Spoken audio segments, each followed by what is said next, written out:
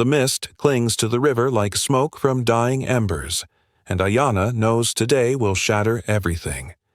In 3 sleeps, the Council of Grandmothers will announce her marriage to Dakota, the stoneworker's son, a man whose hands know clay and granite but have never learned the language of her heart. The village of Whispering Waters has 200 souls, and every one of them watches. Every breath, every glance, every moment stolen in shadows becomes currency for gossip that travels faster than sparrows between lodges. But somewhere in the maze of morning routines, she must find Keme, the young hunter whose eyes hold storms. For more true to 1491 stories from America Before Contact, stay with the channel. Grandmother Nayeli emerges from the women's lodge like a hawk testing the wind, her gaze sweeping the village with 70 winters of reading trouble. The morning fire sends cedar smoke toward the cloudless sky, and the careful choreography of daily survival has begun. Children dart between lodges carrying messages. Women emerge with willow baskets heading toward the river where cattail roots wait, and where young people might steal forbidden moments. Aiyana knows her grandmother's eyes miss nothing, not the particular care she takes choosing her softest deerskin dress, not the glance toward the eastern path where hunters return. The village operates on rhythms older than memory, each person playing their part in survival and tradition. Men return from checking rabbit snares, their faces painted with quiet satisfaction, while women kindle fires and sort dried corn, beans, and squash stored in bark containers. Children dart between adults, carrying water in clay vessels and gathering kindling where oak and maple trees stretch toward the sky. But beneath normal routine, Aiyana senses the unspoken tension when hearts refuse to follow practical paths laid out by clan mothers. The river calls her with its eternal song, that constant murmur of water over stones that has shaped the village's dreams for countless generations. Aiyana lifts her burden basket, woven with patterns her own mother taught her before illness claimed her voice and finally her breath, and moves toward the water with the careful grace of someone who knows she is being observed. The path winds between lodges constructed from bent saplings and covered with bark sheets that keep out wind and rain, while allowing smoke from cook fires to escape through carefully designed openings. Dogs stretch and yawn in patches of sunlight, their tails wagging lazy greetings to familiar faces, while chickens scratch in the dirt around lodge entrances, hunting for seeds and insects with the focused intensity of tiny dinosaurs. She passes the lodge where old Mikasi sits carving arrowheads from obsidian, his gnarled hands moving with the precision of decades spent shaping stone into tools that mean the difference between empty bellies and full ones. The old craftsman's eyes flicker upward as she walks by, and she feels the weight of his assessment like a physical touch. Mikasi has seen 80 winters, has watched young hearts break against the rocks of tradition and duty, has witnessed the delicate negotiations that transform children into adults and families into clans. His slight nod contains both warning and understanding, as if he remembers his own youth when love felt more important than survival, and hearts seemed stronger than the bonds that hold communities together. The morning air carries the scent of cooking cornbread and wood smoke, mingled with the green fragrance of forest and the clean smell of flowing water.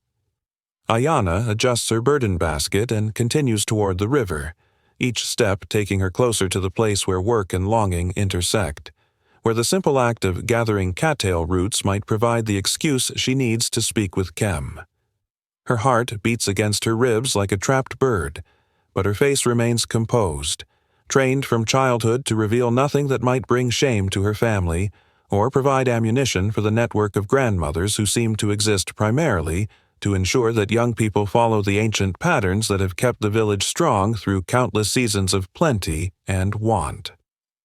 The riverbank transforms into a stage where every gesture carries meaning beyond its practical purpose. Women spread along the water's edge, some filling clay vessels, others harvesting tender roots for tonight's meal.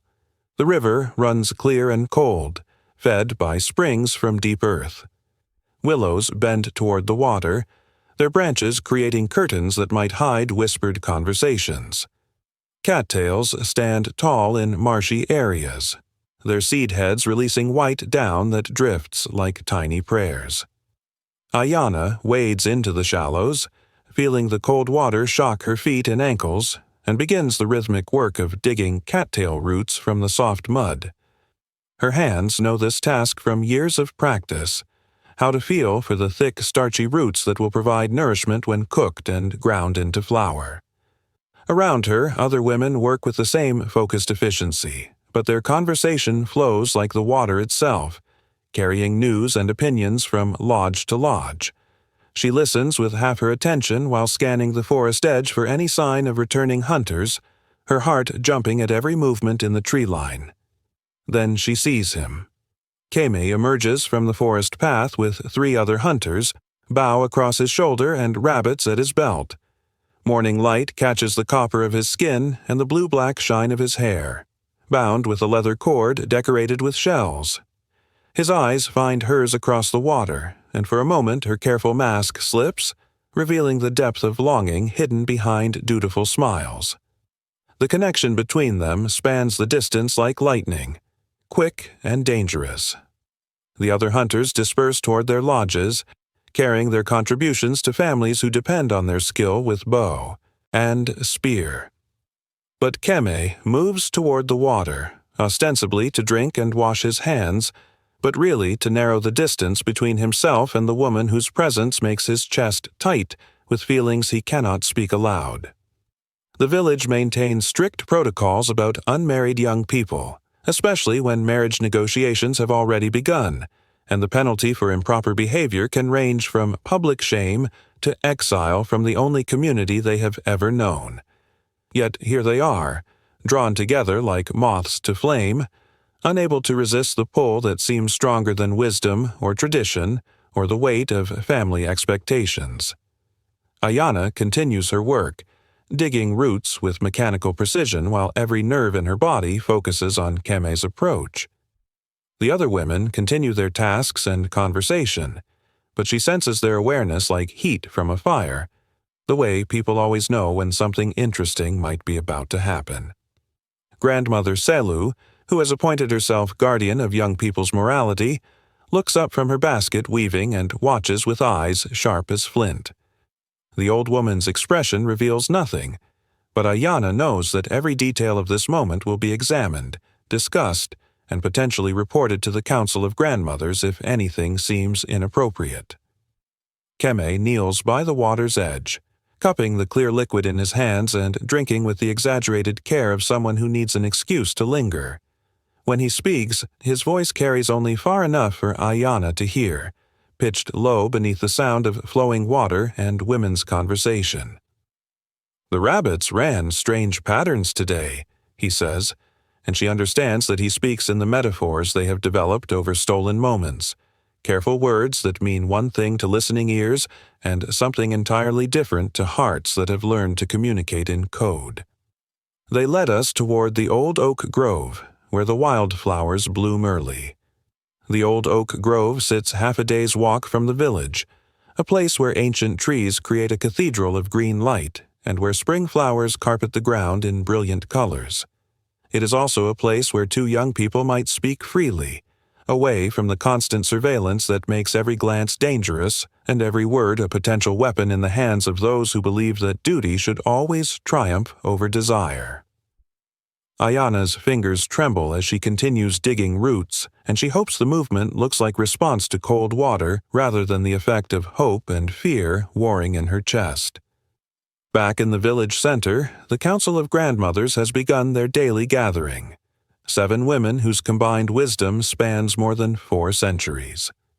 They sit around a small fire, hands busy with weaving and sorting while discussing the complex business of community health. These women have guided the village through droughts and floods, through conflicts and delicate peace negotiations. Their word carries survival's weight, and when they speak of marriage alliances, young hearts must listen with gratitude rather than rebellion. Grandmother Itzel, whose hair has turned white as winter snow, speaks with the authority of someone who has seen patterns repeat across generations. The stoneworker's family brings strength to any alliance, she says, her voice carrying clearly across the space. Their lodge never lacks for tools, and their children learn patience from shaping hard things into beauty. Her words paint security and practical wisdom, partnerships built on compatibility rather than uncertain attraction. Grandmother Nayeli, Aiyana's own clan mother, nods agreement while her fingers continue their precise work shaping a medicine bag from soft deerskin. Young hearts see only the moment, she adds, but wise women plan for all the seasons that follow. Beauty fades like flowers, but skill and character endure like the stones themselves. The metaphor strikes Aiyana like a physical blow as she returns from the river with her basket of cattail roots, understanding that her grandmother speaks directly to her situation without needing to use names or specific accusations. The other women murmur agreement, their voices creating a chorus of ancient wisdom that has guided countless young people away from passion and toward practical arrangements that serve the community's broader needs. They speak of marriages that began with duty but grew into deep partnership, of young women who raged against their fate but later thanked their elders for seeing what they could not. Yet beneath their certainty, Aiyana senses something else, a recognition of loss, perhaps, or the memory of their own young hearts that once beat with the same desperate rhythm that now threatens to tear her apart. The sun climbs toward its highest point, transforming the village into a landscape of sharp shadows and blinding light. Work continues with the relentless rhythm that marks successful communities, but the air itself seems thick with unspoken tension. Children sense the adult undercurrents and play with unusual quietness, their games lacking the wild laughter that typically fills the spaces between lodges. Dogs seek shade beneath bark overhangs, panting with tongues lolling, while chickens dig dust wallows where they can escape the heat. Even the river seems to murmur more softly, as if the very landscape holds its breath waiting for something to break. Aiyana helps her grandmother prepare the midday meal, grinding corn in a stone metate while Nayeli sorts through dried beans and prepares squash blossoms for cooking. The work requires attention and skill. Corn must be ground to exactly the right fineness, beans must be checked for insect damage, flowers must be cleaned without bruising their delicate petals, but it also provides opportunity for conversation that feels more like interrogation. Nayeli's questions seem casual enough. How did the root gathering go? Who else worked at the river? What news did the other women share? But Aiyana recognizes the careful probing of someone who suspects trouble and seeks confirmation. Keme's hunting party returned early, Nayeli observes while stirring a clay pot suspended over the cook fire.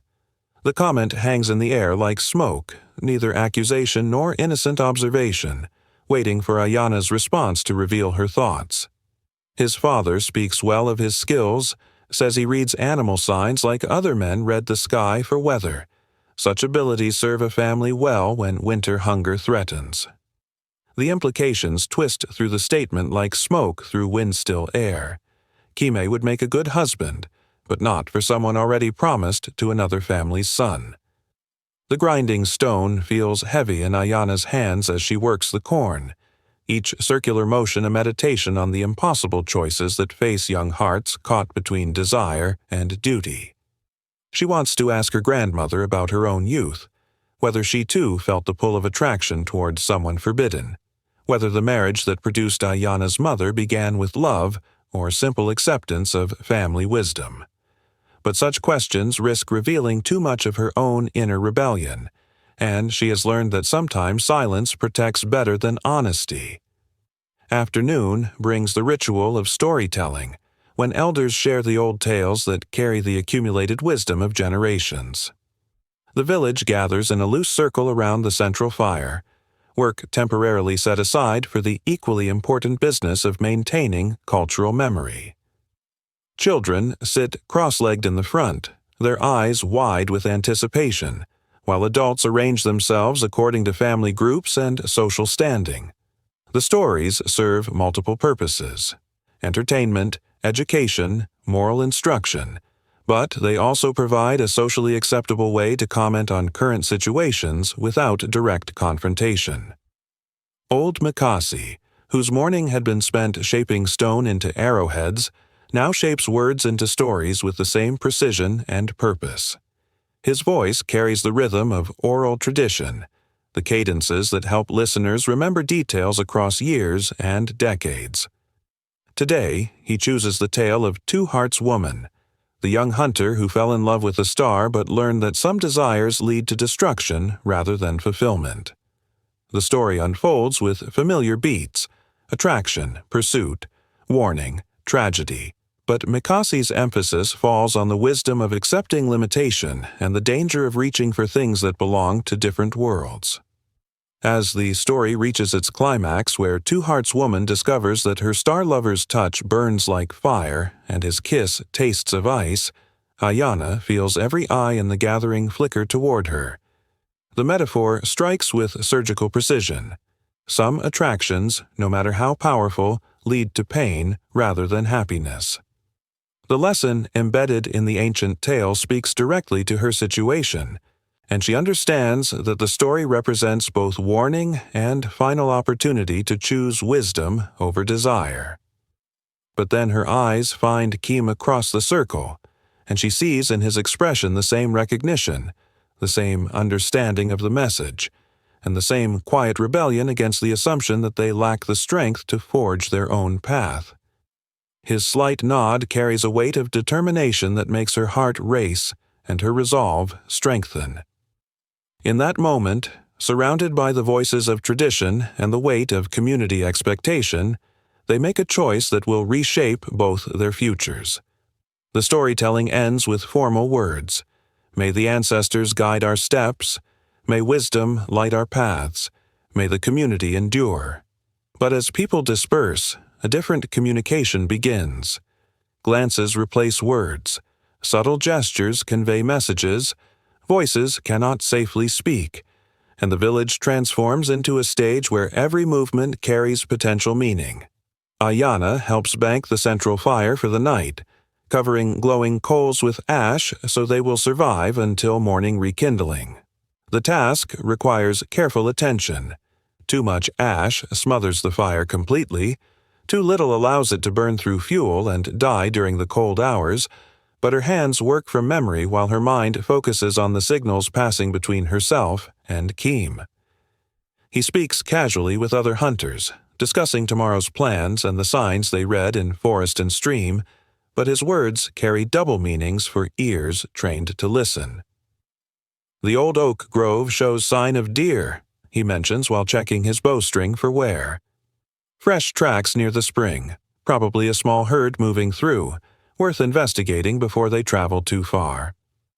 To most listeners, the comment represents simple hunting intelligence, information shared for the community's benefit. But Aiyana hears the real message. The grove provides both excuse and location, a place where a hunter might legitimately travel, and where someone gathering late-season herbs might reasonably venture. Grandmother Nayeli approaches with the evening's instructions: help prepare food for tomorrow's work parties, check the fish nets hung in the river's slow pools, ensure that cook fires are properly banked for the night. All normal tasks that mark the end of productive day, but delivered with the particular attention that means close supervision and limited opportunity for unauthorized adventures. Yet even grandmothers cannot watch everything, and as darkness settles over the village, the familiar routines of evening create shadows where careful young people might find opportunity. The village settles into the rhythms of evening like a vast organism preparing for rest. Cook fires die to glowing embers. Families gather in their lodges for final meals and quiet conversation. Dogs curl into tight balls near doorways where they can guard against intruders while staying warm. The sounds of day, children's laughter, women's conversation, men's discussions of hunting and weather, fade into the murmur of night voices punctuated by the eternal song of the river and the rustle of wind through trees. Aiyana lies on her sleeping hide, listening to her grandmother's breathing slow into the deep patterns of sleep. The lodge holds the comfortable darkness of home, walls that have sheltered 3 generations of her family and will likely shelter 3 more. Her mother's presence still lingers here in the smell of the particular herbs she favored for medicine, in the patterns she wove into baskets that hang from lodge poles, in the careful arrangement of tools and containers that made daily work efficient and pleasant. But tonight the familiar space feels like a trap, walls that separate her from choices that might determine the entire shape of her future. When she judges the night deep enough to mask movement, Aiyana slips from her hide with the practiced silence of someone who has learned stealth from watching hunters prepare for dawn patrols. Her feet know every board that might creak, every container that might shift and rattle, every route through the lodge that avoids waking sleeping family members. She wraps her softest deerskin cloak around her shoulders and moves toward the doorway with breath held tight in her chest. Outside, the village sleeps beneath a canopy of stars that seem close enough to pluck like berries from celestial bushes.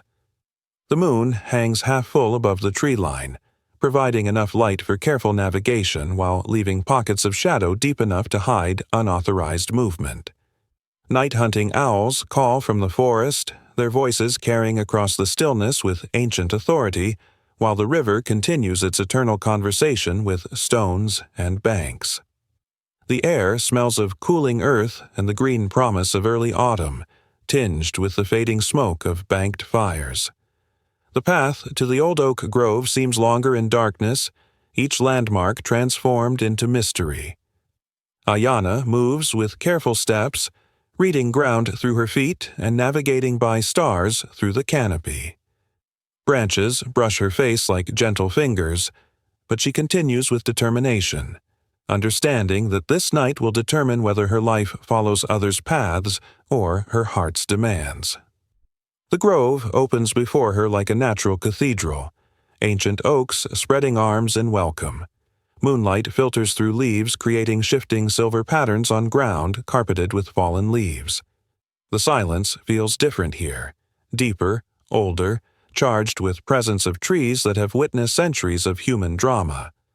A spring bubbles near the center, water catching moonlight like scattered jewels. Keme emerges from shadow like a figure materialized from moonlight and desire, moving with the hunter's silence that makes him almost invisible until he chooses revelation. His presence fills the grove with a charge in the air that has nothing to do with storm weather and everything to do with the force that draws hearts together despite every practical reason for separation. When their eyes meet across the sacred space, the careful control that has governed their interaction throughout the day dissolves like mist before sunrise. They come together without words, hands finding faces in the silver darkness while hearts beat rhythms that drown out the cautious voices of tradition and duty. The kiss tastes of freedom and rebellion, of choices made despite consequences and love chosen over security. Around them, the ancient oaks stand witness to another generation discovering that some forces cannot be contained by social expectation or family obligation, that hearts sometimes demand paths that lead away from safety and toward the uncertain territory where individuals must forge their own definitions of happiness and fulfillment. The first light of dawn finds them sitting beside the spring, hands intertwined like growing vines while they speak in whispers about possibilities that seem both impossible and inevitable. They have talked through the night, sharing dreams and fears with the honesty that comes when people understand they face choices that will echo through all their remaining years. Keme speaks of his vision for a life built on mutual choice rather than family arrangement, of partnerships that grow from love rather than convenience. Aiyana describes her longing for a future where her heart's voice matters as much as clan obligations and practical considerations. But they also face the reality of their situation, with the clear sight that comes after passion has been acknowledged and satisfied. The village will wake soon, Grandmothers will count sleeping figures and notice absences. Questions will be asked that cannot be answered without revealing the truth of where they have spent the night. Their choice to meet has created consequences that extend far beyond their personal happiness, rippling outward to affect families and alliances and the delicate balance that keeps their community strong and stable. The path back to the village stretches before them like a bridge between worlds. Behind lies the grove, where they discovered the strength of their connection. Ahead waits a community that will demand explanations and potentially exact punishment for behavior that challenges established patterns. Hand in hand, they walk toward whatever judgment awaits, united by their shared decision to value love over convenience and to face the future as partners rather than victims of circumstances beyond their control. The village stirs to life around them as they emerge from the forest path, cook fires rekindled, and early workers beginning the tasks that mark each new day. But this morning carries a different quality, an unspoken tension that speaks of secrets revealed and social order challenged. Grandmother Nayeli stands beside the central fire, her face carved from stone, and her eyes holding the weight of disappointment and determination. Around the gathering space, other elders arrange themselves with the formal precision that marks serious community business. The Council of Grandmothers has reached their decision during the night hours, while the young lovers walked forest paths and spoke words that cannot be unspoken. The marriage arrangement with Takota's family will proceed as planned, sealed now by necessity rather than simple preference. But the Council also recognizes the power of the bond they have witnessed, the force that drew two young people away from safety and toward each other despite every reasonable argument against such choice. Their judgment carries the wisdom of generations. Aiyana and Keme will have 1 year to prove that love can create the stability and mutual support that marriage must provide. If they succeed in building a partnership that serves not only their own happiness but the community's broader needs, the Council will consider dissolving the arranged betrothal. If they fail, if passion without foundation leads to conflict or weakness, they will accept separation and the marriages chosen by family wisdom. As seasons turn toward winter, the village settles into new patterns that accommodate change wrought by two hearts that refused limitation.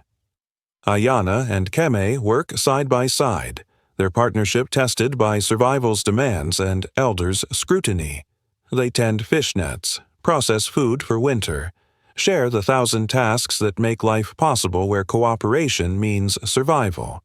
Their love grows stronger under pressure, refined by challenge into something more durable than attraction.